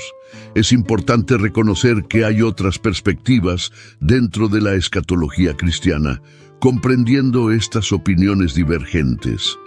Destaca la diversidad de interpretación dentro de la fe cristiana. Otras opiniones notables incluyen el rapto post-tribulación, que sostiene que los cristianos pasarán por la tribulación y serán arrebatados al final. El rapto en la mitad de la tribulación, cuyos defensores creen que ocurrirá en el punto medio de la tribulación, y el rapto pre-ira, que sugiere que ocurrirá entre el punto medio de la tribulación y antes de que se derrame la ira de Dios en las etapas posteriores. El amilenarismo y el postmilenarismo tienen diferentes entendimientos del milenio y la secuencia de eventos del fin de los tiempos, con menos énfasis en un evento de rapto como se concibe típicamente en el pretribulacionismo. Una señal reveladora de un cristiano inmaduro es aquel que cree que solo las personas cuya teología coincide al 1% con la suya irán al cielo. La verdad es que en el cielo habrá personas cuya teología no coincida al 100% con la tuya. Es vital que los cristianos reconozcan que la escatología, al igual que muchos temas teológicos, es compleja y multifacética. En el cielo, podemos esperar encontrarnos con creyentes de diversas denominaciones y antecedentes con diferentes comprensiones teológicas. Es crucial no permitir que estas diferencias conduzcan a la división o hostilidad entre los creyentes. En cambio, nuestro amor compartido por el Señor Jesucristo debería unirnos. Evento profético número 2, la construcción del tercer templo. La historia avanza en una línea. Hubo un comienzo y habrá un final. Dios tiene la historia en una línea de tiempo, como atestigua la Biblia. Nos asegura que nos movemos a lo largo de una línea de tiempo de eventos proféticos programados. Dentro de esta línea de tiempo y en las Escrituras, especialmente en la escatología cristiana, una y otra vez vemos aparecer un templo. Este templo se convierte en un jugador central en la narrativa de los últimos tiempos, un punto focal de anticipación y advertencia. Los textos proféticos señalan un momento en el que el templo volverá a estar en pie en Jerusalén, sirviendo como cumplimiento de la profecía y catalizador de eventos que se desarrollan. La reaparición del templo en los últimos tiempos no es una mera recurrencia histórica, es una cita divina, un momento crucial en el plan redentor de Dios. Mientras vivimos a la sombra de estas promesas proféticas, el papel del templo en los eventos en desarrollo de la historia se hace cada vez más evidente. Según la escatología cristiana y basándose en las creencias judías tradicionales y las referencias bíblicas, se espera que el tercer templo sea construido en el Monte del Templo, en Jerusalén. El Monte del Templo es un sitio de profundo significado religioso para cristianos y judíos. La construcción del tercer templo se ve como un cumplimiento directo de la profecía bíblica, especialmente en Daniel 9:27 y Mateo 24:15, donde se menciona un lugar santo o templo en el contexto de eventos de los últimos tiempos. Cuando esto se haga realidad, confirmará la confiabilidad de la Biblia y la certeza del plan de Dios. Nuevamente los planes. Daniel 9:27 confirma que Él hará un pacto con muchos por una semana. A la mitad de la semana pondrá fin al sacrificio y la ofrenda, y en el templo establecerá una abominación que causa desolación hasta que se derrame el decreto final sobre él. Mateo 24:15-16 dice: Cuando vean estar de pie en el lugar santo la abominación que causa desolación, hablada por el profeta Daniel, el que lee entienda. Entonces los que estén en Judea huyan a los montes. 2 Tesalonicenses 2:4 señala que Él se opondrá y se ensalzará sobre todo lo que se llama Dios o es adorado, colocándose en el templo de Dios, proclamándose a sí mismo como Dios. Evento profético número 3, el surgimiento de la primera bestia. Apocalipsis 13 nos presenta una figura formidable que no es otra que el anticristo emergiendo del mar. Esta primera bestia se representa con 10 cuernos y 7 cabezas, simbólicos de su inmenso poder y autoridad. El dragón, que representa a Satanás, le otorga a esta bestia su poder, trono y gran autoridad. Esta bestia que encarna al anticristo no es solo un poder político, sino una entidad blasfema que se opone a todo lo que pertenece a Dios. Es un hombre energizado por las puertas mismas del infierno. El mundo entero se maravilla ante la bestia, y su influencia se extiende a todas las tribus, pueblos, lenguas y naciones. El ascenso al poder del anticristo estará marcado por su representación como un hombre de paz, un líder carismático que surge del caos de la inquietud global. Ofrecerá soluciones a los innumerables problemas del mundo, seduciendo a muchos con promesas de estabilidad y armonía. Aunque no estoy diciendo que el anticristo vendrá en 2024, la verdad es que no sé cuándo vendrá. Sin embargo, mi punto es simple. Les insto a observar la desesperada necesidad del mundo y sus llamados a la paz. Y también a considerar la descripción bíblica de cómo el anticristo se levantará como un hombre de paz. A veces me pregunto cómo el anticristo unirá al mundo en paz y lo hará aceptar solo a él como su líder. El hecho de que el mundo se unirá bajo el liderazgo de un solo hombre debería mostrarles varias cosas, una de las cuales es el nivel de engaño y el poder puro del engaño del anticristo. ¿En qué momento de la historia toda la humanidad ha escuchado y obedecido el gobierno de un solo hombre? ¿En qué momento de la historia el mundo se ha unido en paz bajo el gobierno de un solo hombre? ¿En qué momento de la historia el mundo ha visto a un solo hombre como Dios?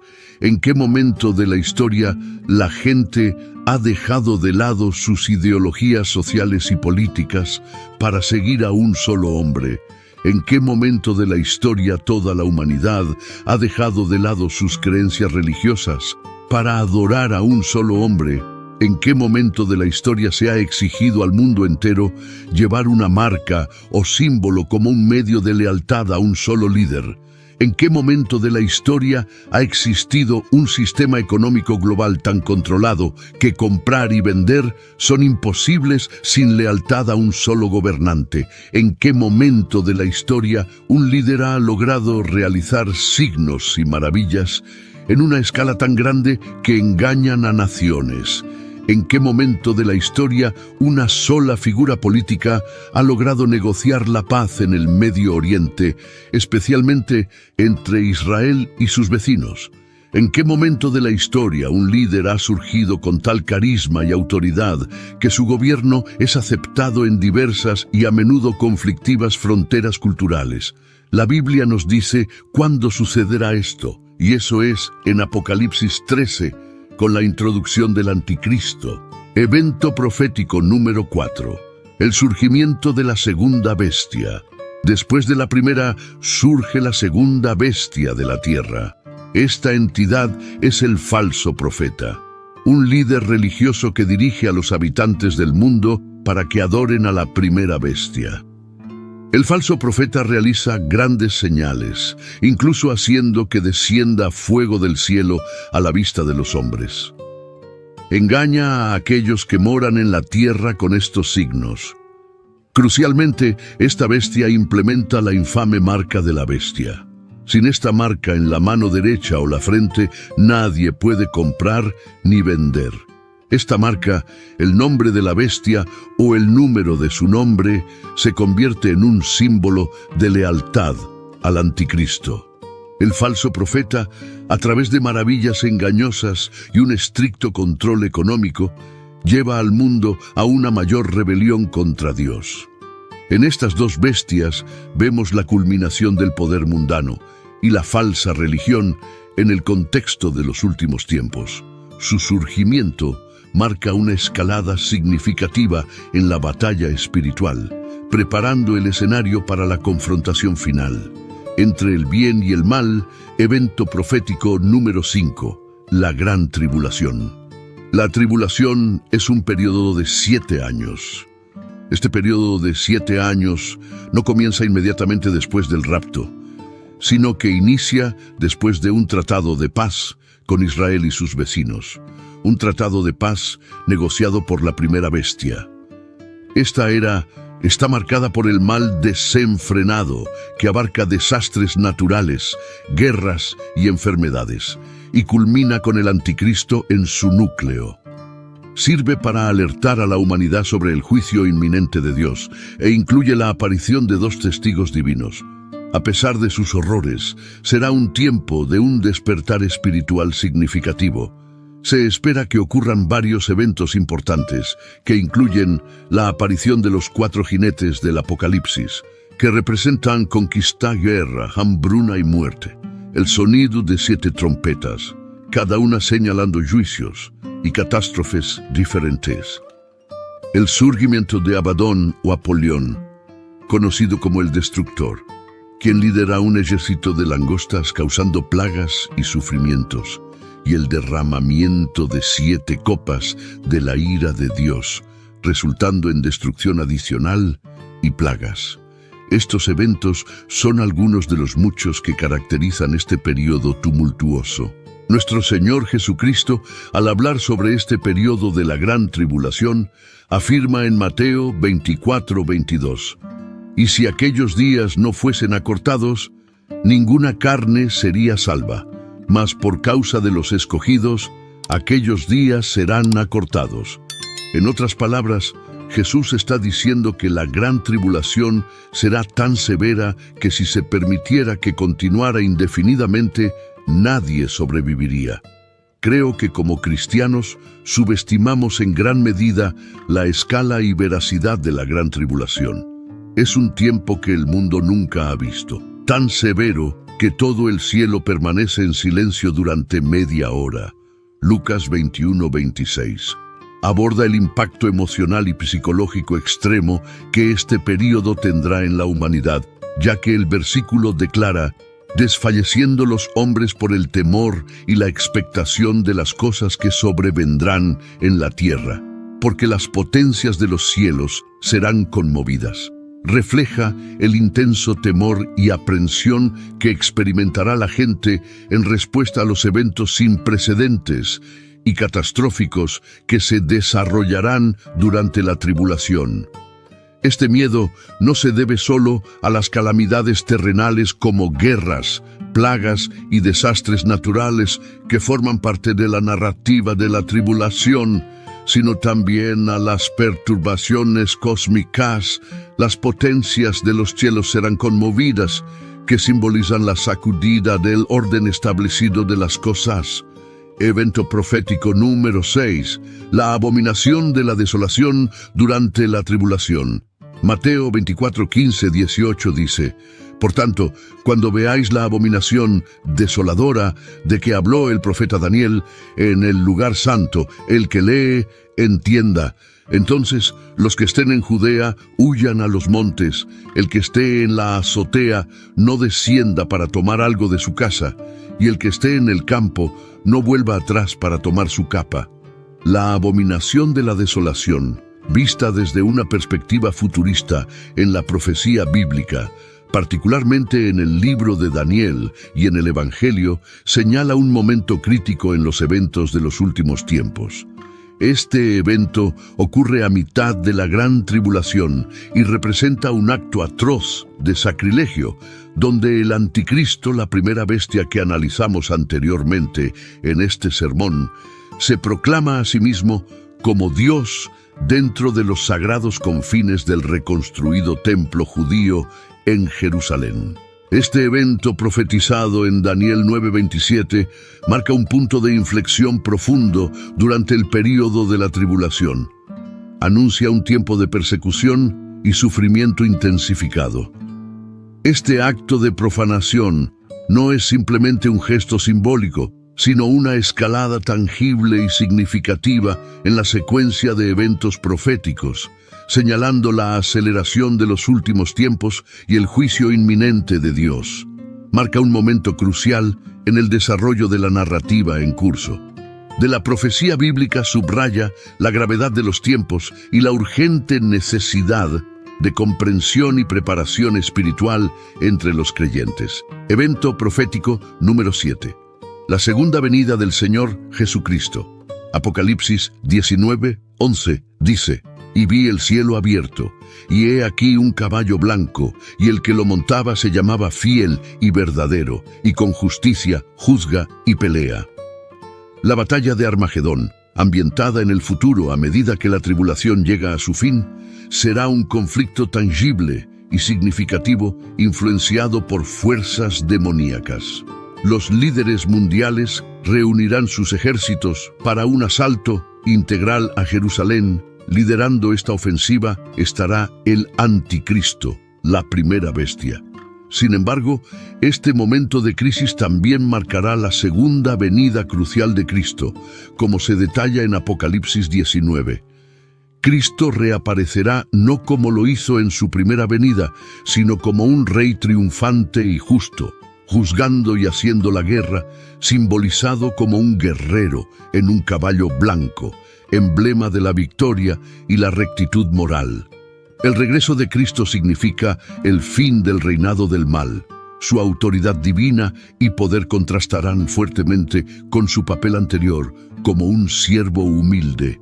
A medida que Jesucristo desciende a la tierra liderando las fuerzas celestiales, su llegada estará marcada por su posición en el Monte de los Olivos. Este es un evento trascendental, ya que Jesús no regresa en las circunstancias humildes de su primera venida. No regresa como un bebé, ni para morir en la cruz, ni como un cordero. En cambio, regresa como el gobernante y Rey Supremo, administrando justicia de manera justa, juzgando y haciendo la guerra contra el pecado y la injusticia, cumpliendo así las antiguas promesas de redención y justicia de Dios.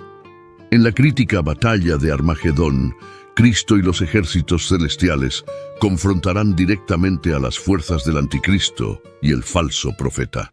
El resultado de esta batalla será la derrota total e inequívoca de estas fuerzas del mal.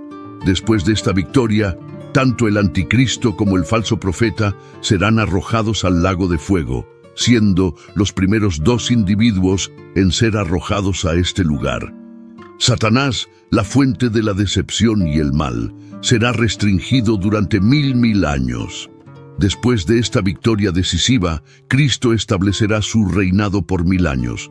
Este será un periodo marcado por la paz, la justicia y el gobierno divino, contrastando significativamente con el caos y la destrucción de la tribulación.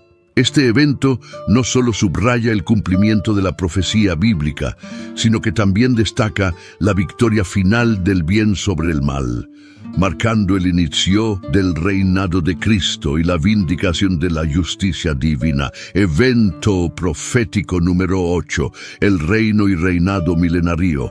Jesucristo está profetizado para reinar en la tierra durante 1000 años, un concepto respaldado firmemente por 6 menciones específicas en Apocalipsis 22:7. Este periodo, conocido como el reino milenario, promete una era transformadora de paz y justicia. Imagina un mundo bajo el gobierno de Cristo, sin miedo, sin necesidad de cerrar puertas y un entorno físico y espiritual perfecto. El reino milenario estará marcado por una paz completa y la atadura de Satanás, siendo esta era distinta de la paz temporal de la gran tribulación, yendo más allá de la calma engañosa traída por el anticristo. Apocalipsis 20 enfatiza repetidamente el milenio, subrayando su importancia. Se visualiza como una utopía práctica con Jesús reinando, llevando alegría, paz y prosperidad. Este tiempo presentará 2 grupos de personas, aquellos con cuerpos glorificados y aquellos con cuerpos terrenales naturales, sobrevivientes de la gran tribulación. A pesar de experimentar este gobierno divino, algunos se rebelarán contra Jesús después de la liberación de Satanás al final del milenio. Sin embargo, nuestro enfoque está en la gloria del reinado milenario. La visión del profeta Isaías en Isaías 11:10 ofrece una visión de este período, retratando un mundo armonioso donde enemigos naturales coexisten pacíficamente y los niños interactúan de manera segura con animales salvajes. Esta era será un tiempo en el que el conocimiento del Señor llenará la tierra como el agua cubre el mar. Este reinado milenario también traerá cambios profundos a la vida humana. La gente vivirá mucho más tiempo, recordando la era antes del diluvio. Isaías 65:20 sugiere que morir a los 100 años será similar a la muerte de un niño en este tiempo. Las mejoras en la salud serán tan significativas que las personas conocerán múltiples generaciones de sus descendientes, experimentando vidas largas con sus seres queridos. El reinado de Cristo promete un mundo vastamente diferente al de hoy, marcado por la longevidad, la seguridad y la alegría. La sociedad será transformada, los niños jugarán seguros en las calles, las puertas permanecerán sin cerrar con llave y las personas caminarán sin temor durante la noche. El reinado de Cristo traerá un mundo seguro, eliminando la necesidad de que los padres adviertan a sus hijos sobre los peligros de la sociedad actual. En esta era, las personas vivirán vidas más largas y saludables e interactuarán con los animales a los que no nos acercaríamos hoy. Es una visión onírica que hace anhelar su llegada. El reinado de Cristo será un tiempo de seguridad, longevidad y conexiones familiares, donde la alegría del Señor cubre la tierra. Esta profecía nos llena de anticipación por un mundo bajo el justo gobierno del Rey Jesús, un mundo de dicha absoluta y seguridad. El reino milenario es una promesa de una tierra transformada, un faro de esperanza y un testimonio del plan de Dios para la humanidad.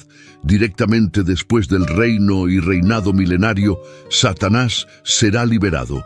La Biblia declara en Apocalipsis 27:10, cuando los 1000 años se cumplan, Satanás será desatado de su prisión y saldrá a engañar a las naciones que están en los 4 ángulos de la tierra, a Gog y a Magog, para reunirlos en batalla, el número de los cuales es como la arena del mar. Subieron sobre la anchura de la tierra y rodearon el campamento de los santos y la ciudad amada. pero descendió fuego de Dios desde el cielo y los devoró. Y el diablo que los engañaba fue lanzado al lago de fuego y azufre, donde estaban la bestia y el falso profeta, y serán atormentados día y noche por los siglos de los siglos. Evento profético número 9, el gran juicio del trono blanco, representado en Apocalipsis 20, 11, 15. Es un evento crucial en la escatología cristiana. Este juicio involucra a todos los muertos, tanto grandes como pequeños, de pie ante Dios. En este punto se abren libros, incluido el libro de la vida, y los muertos son juzgados según sus obras registradas en estos libros. Aquellos que no se encuentren en el libro de la vida enfrentarán la segunda muerte, siendo arrojados al lago de fuego. Este evento es distinto del tribunal de Cristo, o el Bema, descrito en 2 Corintios 5:10 y Romanos 14:10, que es específicamente para los creyentes en Jesucristo. El juicio del trono blanco, en cambio, es para aquellos que no pusieron su fe en Cristo para la salvación. Es un momento de inmensa gravedad, donde cada individuo enfrenta una evaluación final de sus vidas terrenales en la eternidad, donde el tiempo no es una restricción. Este juicio podría desarrollarse potencialmente a un ritmo meticuloso, con la vida de cada persona revisada minuciosamente. Solo podemos imaginar las emociones de aquellos que están de pie ante el trono, enfrentando la totalidad de sus vidas. Podrían reflexionar sobre oportunidades perdidas para la salvación, pecados cometidos conscientemente y transgresiones secretas ahora al descubierto. La gravedad de este momento, donde cada acción y elección es escrutada, subraya la seriedad con la que se debe abordar la vida y la fe. El nuevo cielo y la nueva tierra, según Apocalipsis 21:1-4, describen una visión inspiradora de un nuevo cielo y una nueva tierra, marcando el fin del primer cielo y la primera tierra. Esta visión incluye la ciudad santa, la nueva Jerusalén, descendiendo hermosamente como una novia preparada para su esposo. El pasaje destaca de manera enfática la presencia íntima de Dios con la humanidad, resaltando la profunda cercanía que experimentaremos con Dios en esta nueva realidad. Este evento evoca emociones indescriptibles al presenciar el magnífico descenso de la ciudad santa. El entorno extraordinario estará lleno de colores nunca antes vistos y materiales desconocidos, junto con seres notables. Se nos recuerda de las criaturas vivientes en Ezequiel con 4 caras y cuerpos cubiertos de ojos, representando un vistazo a las maravillas celestiales que podríamos encontrar. Esta nueva existencia implica un cambio transformador para nosotros también. Evolucionaremos de mortales a inmortales, experimentando una transición de lo corruptible a lo incorruptible. Este cambio es esencial, ya que nuestros cuerpos actuales, afectados por el pecado, no pueden resistir la gloria de Dios en el cielo. Veremos a nuestros seres queridos en perfecta salud, libres de enfermedad. La idea de presenciar a seres queridos en bienestar eterno, especialmente después de verlos sufrir en la tierra, brinda un inmenso consuelo y alegría. Nuestros nuevos cuerpos nos permitirán resistir la presencia de Dios.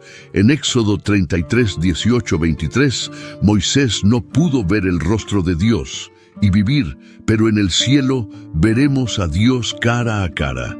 La escena estará llena de querubines, serafines e innumerables ángeles proclamando la santidad de Dios. En el cielo obtendremos una comprensión completa de la guía de Dios en nuestras vidas terrenales. Veremos cómo nos apartó del daño y las malas decisiones y nos bendijo más allá de nuestra comprensión. Esta percepción profundizará nuestra apreciación por la constante compañía y provisión de Dios. El descenso de la Nueva Jerusalén marca nuestros últimos momentos antes de entrar en la eternidad, un tiempo de paz incomparable. Esta paz contrasta fuertemente con las luchas y la ansiedad de nuestro mundo actual. En el cielo cada día superará el mejor día en la tierra, ofreciendo gozo, amor y paz ilimitados. Esta dicha eterna es una clara separación de las alegrías y tristezas temporales de la vida terrenal. La realización de estar en el cielo, finalmente alcanzando este paraíso prometido, nos llenará de asombro y gratitud. Pensaremos, estoy aquí, lo he logrado, abrumados por la belleza y perfección de nuestro hogar eterno.